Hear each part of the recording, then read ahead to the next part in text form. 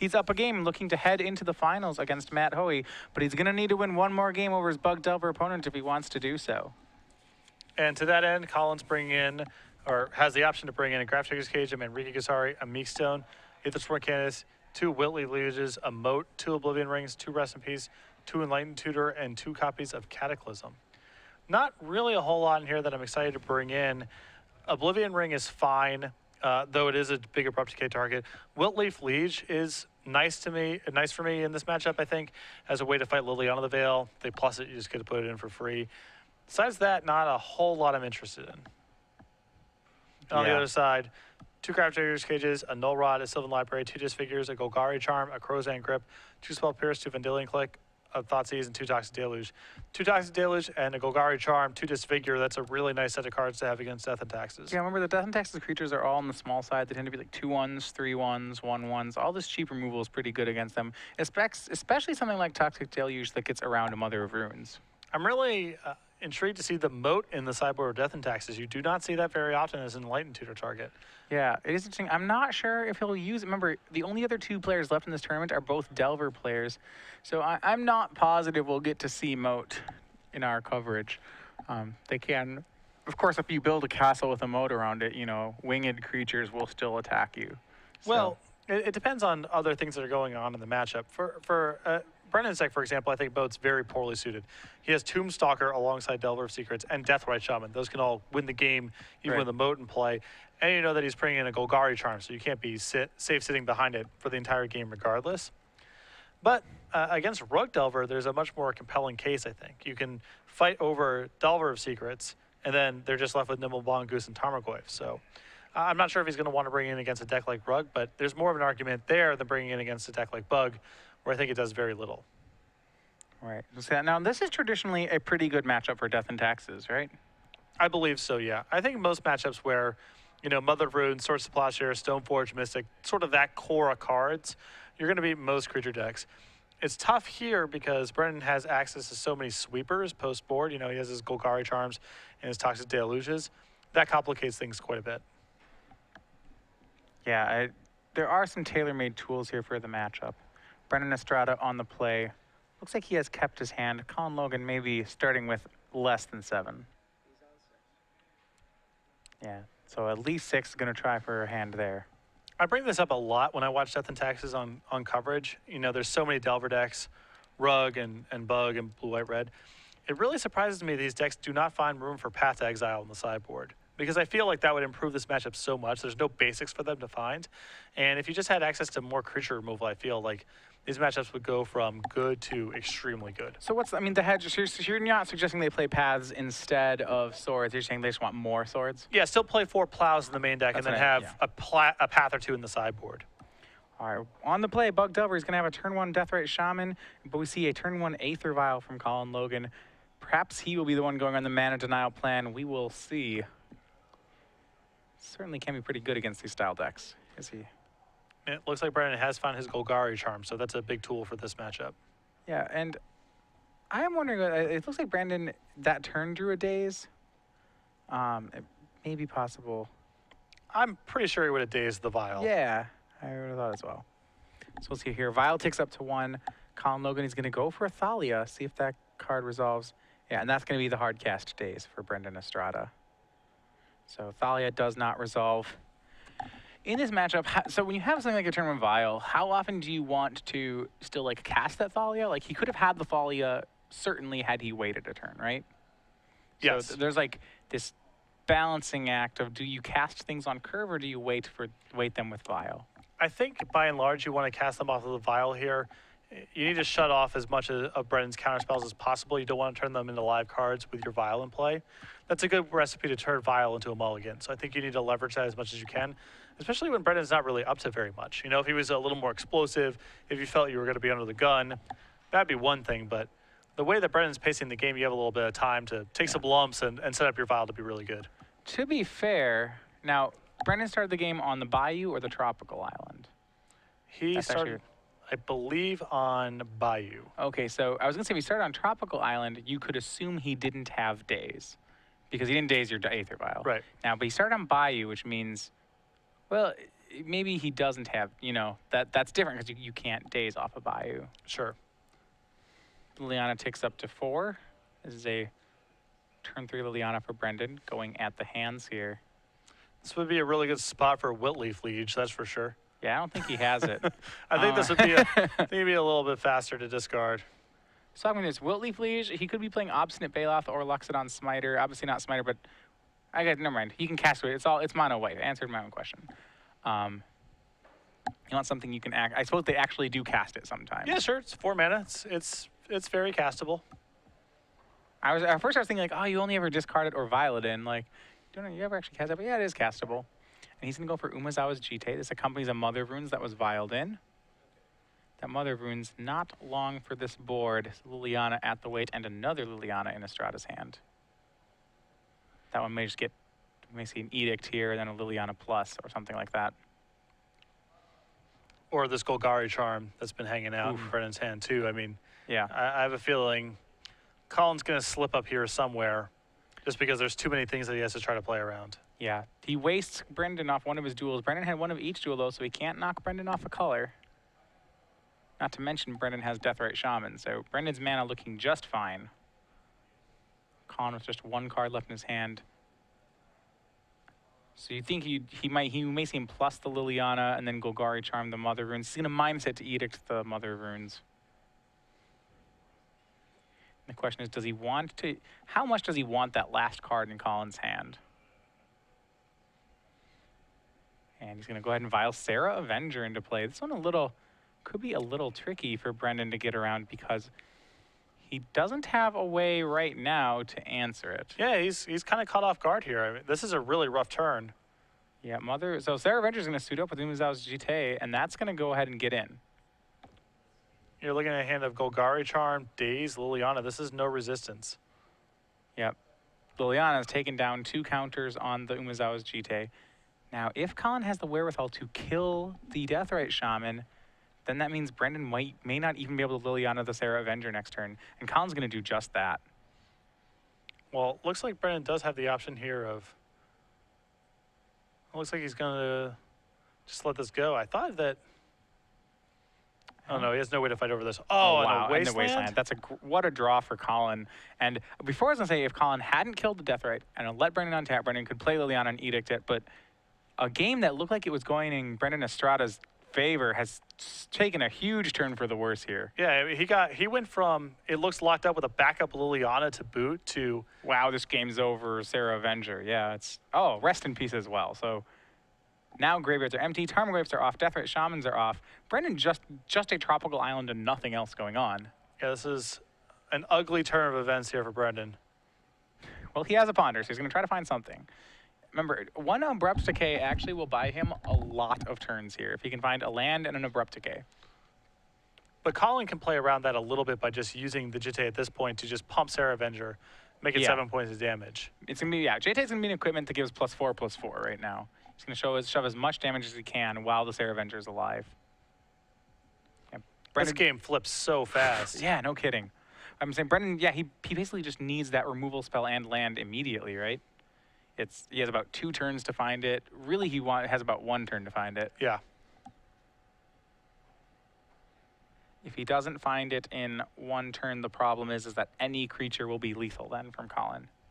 He'll be forced to kill everything for the rest of the game. And this is a good demonstration of the power of Aether Vial in this matchup, too. If Colin was forced to cast his creatures at instant speed, I don't think there's any way that he would have beaten the Liliana and another removal spell and the Daze and so forth. But yeah, it would have gotten Dazed, it could have gotten Edicted, but the fact that it was an end-step Sarah Avenger that could untap and use the GT really was everything here. And he's going to swing, pump up to a 7/7, and then put the counters back on. So Brenden will drop down to 11. Counters are back on here. And 1 card remains in Colin's hand. It was his draw for the turn. And he's going to go ahead and hang on to it. Gives the deck a little knock. Brenden looking for some help. All right, Brainstorm's going to look for some new weapons here. He finds that land he's looking for. Is this going to be enough? Does he have an Abrupt Decay? Finds a copy of what looks to be a Null Rod in hand. Yeah, he found Land, Null Rod, and Mystery off of this Brainstorm. Null Rod's not too bad. It turns the Sarah Avenger back into a 3/3. It's a starting point. And then all he has to do is get to Liliana, and then He's okay. ish. Still a lot of Yeah. bad stuff can happen. There's still, absolutely. To be fair, like Colin has a really good offensive going on, but it's not well protected. Yeah, the house of cards can collapse pretty easily here. I mean, one removal spell, and as you mentioned, just something that shuts down the Jitte buys Brenden all sorts of time. See, putting 2 back with this Brainstorm. And he has some creatures. He has a Tarmogoyf. He has options. He's going to go ahead and pass here. He plays a Misty Rainforest.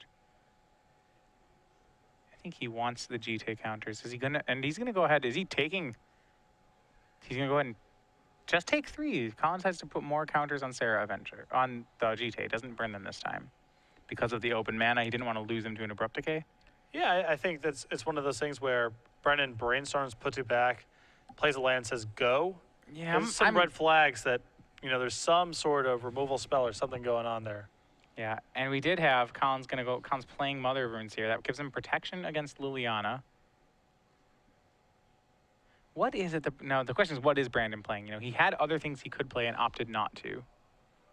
And it's going to be Golgari Charm, shrinking all the creatures. That's a really heads-up move here. It's going to get the Mother of Runes out of Colin's board and open the way for Liliana to kill the Sarah Avenger. Yeah, this is a very good job of setting up the Edict. That's a pretty risky play. So say Colin doesn't play a Mother of Runes or something. You know, what was the other use of that mana? He could have Null Rod is 2, right? Yes. So he could have Null Rodded the GT there, but he went for a different play, which turned out to really have a lot of payoff here, but I'm very impressed that he picked it. And that Liliana does Edict the Sarah Avenger. So Stoneforge Mystic for Colin Logan. Going to try to pick up where Sarah Avenger left off. It's 7 life. And go and find what I'd imagine would be a Batterskull, which actually plays very nicely under a Null Rod. Still functional. Still functional. Still, I mean, it just turns into a creature. You know, once the germ falls off, it's done. And a little bit, he's going to get sort of Fire Ice instead, which I think is going to end up biting him here. Well, I wonder if he has some sort of backup creature he can violin or something. Okay. And Steven Estrada here, and there comes Null Rod. It's going to hit. I'm assuming Colin may gain some life immediately in response. It's going to hit the Vial, it's going to hit the GT, and it also takes care of that Sword of Fire and Ice that hasn't even entered the battlefield yet. Yeah, it's nice to force Colin's hand here a little bit too, and make him activate the Vial right now before you decide whatever it is that you want to discard with Liliana. Yeah, we'll see. Colin checks his own sideboard here. I think checking whether or not he boarded in any way to blow up artifacts. You know, he does have Oblivion Rings in his sideboard, so it is possible. He can always Flicker Wisp out the Null Rod, and he can get around it for a turn if he wants to. It's a lot of mana, but he does have the ability to do that potentially. I suppose in my mind he was like, we could vial in a Flicker Wisp, and then he could wait. Hold on, yeah. Without the Aether Vial, he really doesn't have too much mana. So a value life gain. Colin burns 2 of the counters to go up to 23. Looks like he's going to leave the other 2 counters on the GT, hoping that he can get that Null Rod off the board at some point.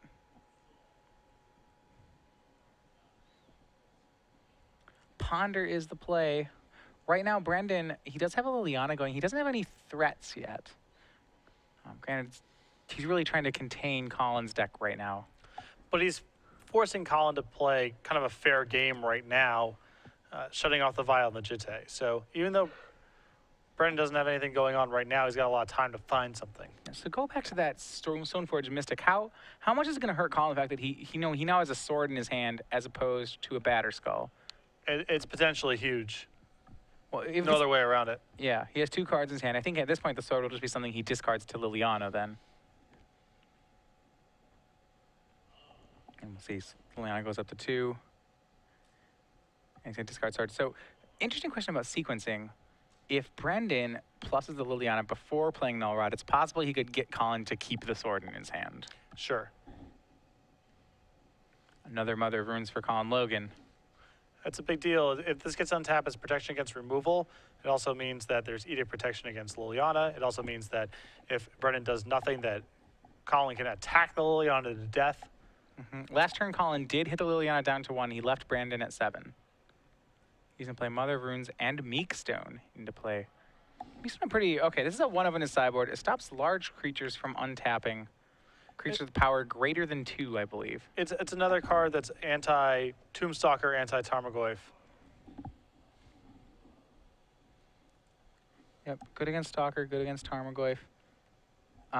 Good against flipped Delvers. Yep. So pretty effective actually against Bug Delver. So we're going to start here before he gets a chance to get protection. Disfigure is going to take care of the Mother of Runes. And Tarmogoyf is on the board for Brenden. It's a large Tarmogoyf, but once it's tapped for good. Well, there's still Rest in Peace in play, so I actually think what's happening here is Brendan's doing this with the intent on chump blocking and maybe editing next turn.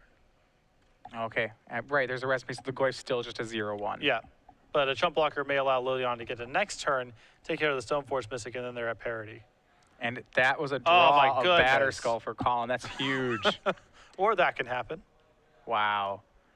So he makes that play here. I also really like this Meekstone Batterskull deck here. It's kind of taking me back to my Meekstone Sarah Angel days. This is nice. Meekstone plus Vigilance. That is a combo deck. And Delver of Secrets now in play for Brenden. What is he? He needs to Edict. The only thing if he can kill that germ, it's not, the Batterskull's not going anywhere else. I don't even think he can really Edict here. I mean, what's the plan after that? Right. Colin throws away Stoneforge Mystic, and then you try to beat the Batterskull. I don't think that's acceptable.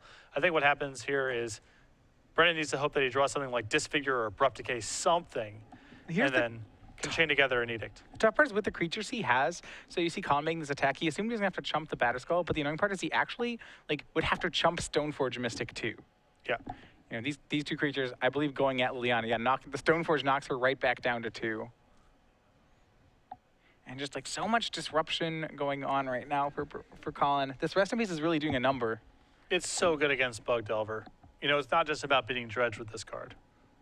Yeah, regular Rest in Peace, such a hate card with such a strong hate card as far as how strongly it answers things. It's main deckable almost, It has so much utility against so many different things that people do.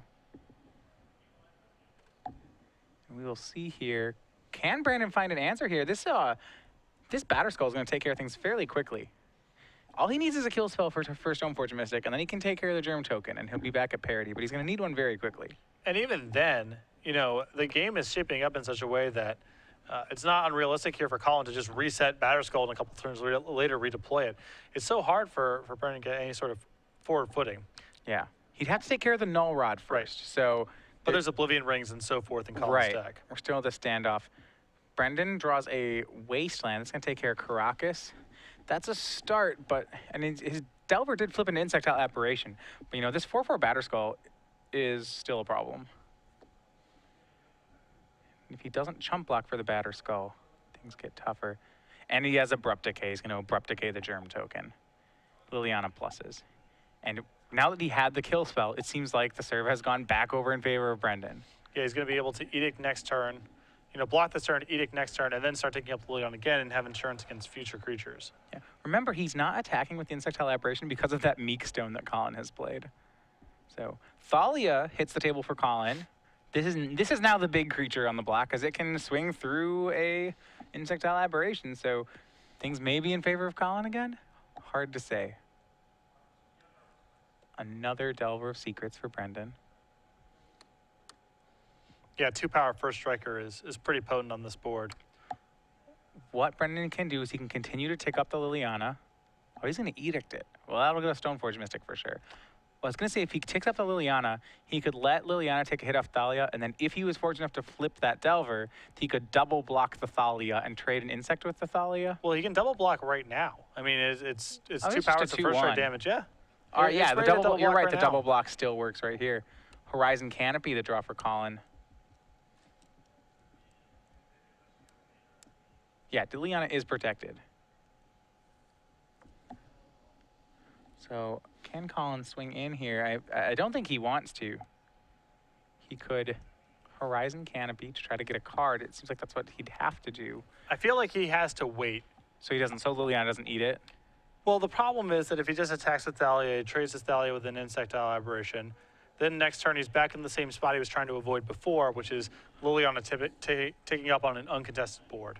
Right. So that means he needs to wait. He wants to not attack. He wants to get that card off Horizon Canopy, but he's got to do it on Brendan's end step. And Brenden, with a draw of Wasteland, had a powerful option. Was he could have wasted the Horizon Canopy, forced Colin to draw a card, and then ticked up the Liliana. Yeah. It's a nice play. I mean, it does mean you lose your Wasteland. Your Wasteland just doesn't, you know, you're burning your land to kill something that Colin was going to sack anyway. But you get a card for it. Yeah, the random draw step you got to be worried about a lot right now, because if Colin finds something like Swords to Plowshares or just even just a creature, it gets complicated again from Brendan's side. Would you trade your Wasteland for a random card in Colin's hand? I think at this stage, yes. I think so too. There aren't too many lands you actually need to get in Colin's deck. You know, your Wastelands in this matchup are just for utility lands anyway. They don't actually do a great job of mana screening the opponent. So Colin now has 2 cards in hand. We'll see what he chooses to do here. He does have the Thalia in play. If he'd drawn a Swords, he could just swing the Thalia and then force Brenden to call there. He plays Wasteland. And he must feel like he has to attack the Liliana, right? Even if he has nothing, because otherwise Liliana could just eat the Thalia. Maybe he can still wait one more turn. Yeah, I don't think Brendan's going to minus it. He just doesn't want to lose the Liliana. Right. I think you have one more turn you can wait here. Deciding right now what he wants to do with this Wasteland. There's a Wasteland on Brendan's side he could get. He could also take, I believe he could take Brenden. Oh, Brenden has one of each duel again. I believe so. Or can he take him off blue mana? It's one of each duel. Okay, so he can't do any heavy damage there. Yeah, one of each. He's going to go ahead and take out the C. Leave Brenden with excess green, but not the other colors. Does Delver flip? We're going to go back to Brendan's turn. And he draws Tarmogoyf. It's not going to flip, but it's another 0-1 Tarmogoyf. Okay, so walk me through the lists. What is Brenden? So what I kind of feel like here is I'm not sure what Brendan's drawing toward. Like, yeah, I think Liliana on 6 is kind of his late game plan, but outside of that, I don't really get what his late game is. Yeah, I don't know either. I mean, there's so many different interlocking pieces here. He's got to find a way to slog through. Yeah, Mother of Runes was the draw there for Thalia, and what a timely disfigure for Brenden. It's pretty good. I mean, now he gets to clear out. If he didn't have the disfigure, then this he would have had to edict the Liliana, because otherwise Mother of Runes plus Thalia would have started punching away at his Planeswalker. That said, he drew it at the right time, and he's going to get to pick which creature he wants to take care of. Liliana on the screen, please. And it's going to go ahead and take out Thalia. Liliana's going down to 1. That edicts the Mother Runes. And this means, like, it says, so Brenden doesn't seem to be trying to build a Liliana up to 6. If he wanted to build it to 6, he would have disfigured the Mother Runes and then just kept taking up Liliana and had that standoff continue. So here's the thing I think that Brenden can try to execute this game. He can go ultimate with Liliana at 7 counters, split Meekstone versus No, assuming that he's able to keep Colin's board contained for the entire game. Once he gets the Meekstone off the table, then the game becomes very easy. You can just start attacking with Insectile Apparitions. So in that case, then that last turn, you would have wanted him to disfigure the other creatures that he didn't have to minus the Liliana? No, I'm fine taking his time. There's no rush. I mean, Colin's kind of incapacitated right now. Yeah. So I don't mind taking his time. But he does have a sequence to still win this game. It takes forever. But he can just get Liliana up to 7, split yes or no, and then if Colin keeps the Meekstone, then just take Liliana back up to 7, or whatever the case may be. So the concerns about waiting, if I have it right, is that Colin could draw one of his 4 Phyrexian Revokers here, right? And yes. That would be, then that forces Brenden to have a kill spell. Or he blinds an Oblivion Ring, takes care of your Null Rod, and then all of a sudden... And everything breaks loose. Yeah, everything breaks loose. Well, to be fair, it actually doesn't. I mean, okay, so say right now Null Rod's gone, right? That's not actually a threat. It will be eventually, but it isn't yet. On 3rd Delver of Secrets for Brenden Estrada, and now he flips it off Croson Grip. Things are looking up for him. So it looks like he's close to turning a corner here. This got much easier.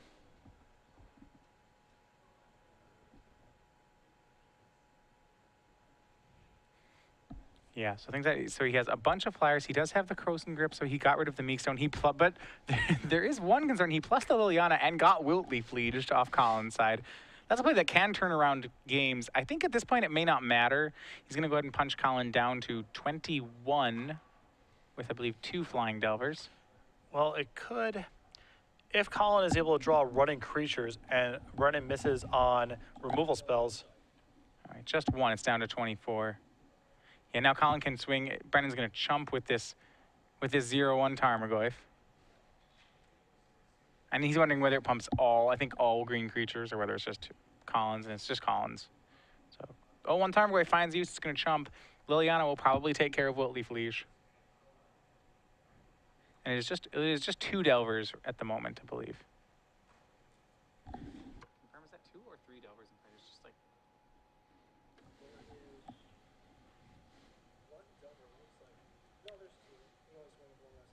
So now Colin, I believe, is doomed. Yeah, he's getting hit for 6 each turn by these insectile aberrations. What a weird game this one was. Yeah, I mean, both players locked each other out of the game, and I was seeing who could break a lock. I think the best lock piece ended up being the proactive lock piece. The fact that Liliana keeps working after she starts locking ended up being a little more than Colin could overcome. Yeah. Liliana did a ton of work in this game.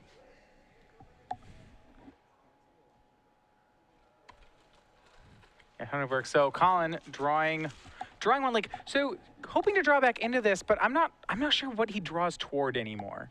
You know, you mentioned Oblivion Ring being pretty good. I agreed with that, but Liliana does a real good job of locking things. Well, now the clock's just too fast too. You know, Colin, maybe there was a time where he could have sequenced together some running draws here to get out of all this, but yeah, at this point he would need to be drawing more than 1 card per turn, which is something his deck doesn't really do. Well, he does have a good player. He's going to play Flicker Wisp and Flick. All right, perhaps we speak too soon. Flicker's back Batterskull, so now he has another germ on it. So what happens if Brenden just minuses Liliana here? Then presumably he gets rid of the Flicker Wisp. Flicker Wisp goes to 2, and I guess at that point he can draw a removal spell for a insectile aberration and be fine. He goes to 6, right? Yeah, Brenden had to leave back both the insectile aberrations so that he could double block the germ.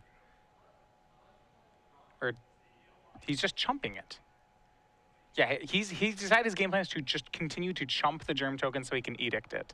It seems like the game plan is to just protect Liliana.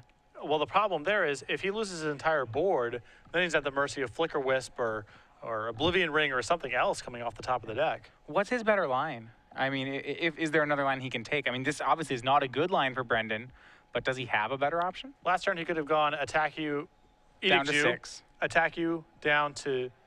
It was down to 6, yeah, and then he's up to 10. I guess there's just too much life on Colin's side to play with here. Yeah, and I don't think he has a better line. He's going to go ahead and chump with Deathrite Shaman. He's buying time until he can find an Abrupt Decay is what it looks like. And this is a pretty big one. Bermad's King of Rescos.